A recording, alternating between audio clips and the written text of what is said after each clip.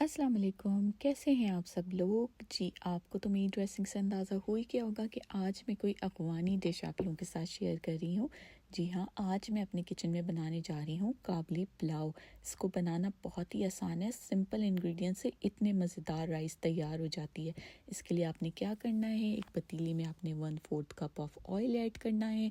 Oil जब गर्म हो जाए तो आपने एक अदद बड़ी प्याज स्लाइस में कटी हुई वो ऐड कर देनी है। प्याज जब लाइट पिंक सी हो जाए तो 5 से 6 अदद लहसुन की जवे ऐड कर दीजिए। यहाँ पे 600 ग्राम बीफ बोटी है जो कि बड़ी साइज़ में रखवाई गई है, इसको आपने ऐड करना है। मैं यहाँ बीफ से बना रही हूँ, आप यहाँ लैम्ब से भी बना सकते हैं। लैम्ब से भी बहुत मज़े की बनती है ये काबली पुलाव। ठीक है, बीफ का कलर जब थोड़ा सा चेंज हो जाए यानी ये वाइट सी हो जाए तब आपने इसमें डालनी है 5 से 6 अदद हरी इलायची, 1 टेबलस्पून ऑफ ज़ीरा powder, 1 teaspoon of salt.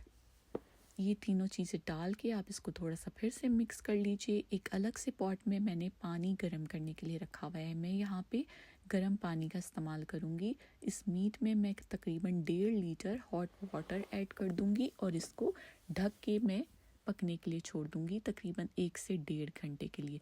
Medium flame पे आप इसको ढक के पकाएं क्योंकि हम प्रेशर कुकर में नहीं बना रहे तो ये टाइम इसमें थोड़ा ज़्यादा लगेगा।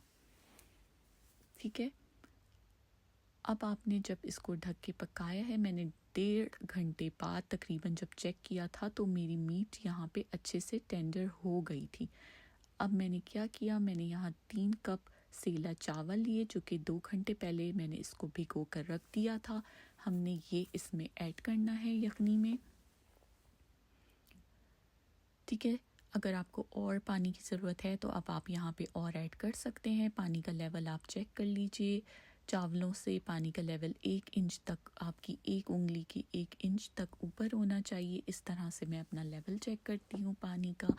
यहाँ पे मैंने थोड़ा पहले नमक चेक किया क्योंकि हमने मसाला डालते हुए भी नमक ऐड किया था, लेकिन अभी हमने चूँकि चावल डाले हैं तो हमें यहाँ और नमक की ज़रूरत है। यहाँ मैंने 3 टीस्पून ऑफ सॉल्ट और ऐड कर दिए हैं। अब इन चावल को मैंने मीडियम फ्लेम पे पकने के लिए छोड़ दिया बिना ढक्कन ढके। अलग से पैन में आपने 2 टेबलस्पून ऑयल लेना है। यहाँ पे 1/4 कप ऑफ रेजन्स मैंने लिए हैं और एक बड़ी गाजर बारीक कटी हुई वो मैंने ले ली। इस ऑयल में डाला, हमने इसको 1 मिनट के लिए फ्राई किया। ये स्टेप बहुत ज़रूरी है, इसको स्किप मत करिएगा। यहाँ पे आपने 1 टेबलस्पून ऑफ शुगर ऐड करना है और बस अब इसको ज़्यादा नहीं पकाना। जैसे ही शुगर मेल्ट हो जाए इसमें आपको इसको उतार लेना है चूल्हे से, किसी और प्लेट में रख लीजिए। बिल्कुल इस तरह से हमने इसको बिल्कुल भी ज़्यादा नहीं पकाना, बस जैसे ही शुगर मेल्ट हो आप इसको किसी प्लेट में निकाल लीजिए। यहाँ एक अलग से पैन में आपने 1/3 कप ऑफ ऑयल को गर्म करने के लिए रखा हुआ है। अच्छा, अब ये देखें चावलों का पानी ऑलमोस्ट खुश्क हो चुका है।